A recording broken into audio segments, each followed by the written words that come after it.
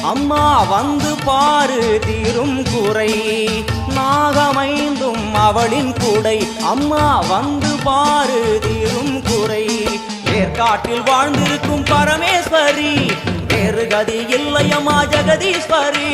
ஏற்காட்டில் வாழ்ந்திருக்கும் பரமேஸ்வரி, வேறு கதி இல்லையம்மா ஜெகதீஸ்வரி. ஆடி வெள்ளியிலே தாயின் சந்நிதியில் பொங்க வச்சு பாருங்கம்மா. அம்மா பொங்கரகம் தூக்கி வந்து வேப்பிலையில் ஆடை கட்டி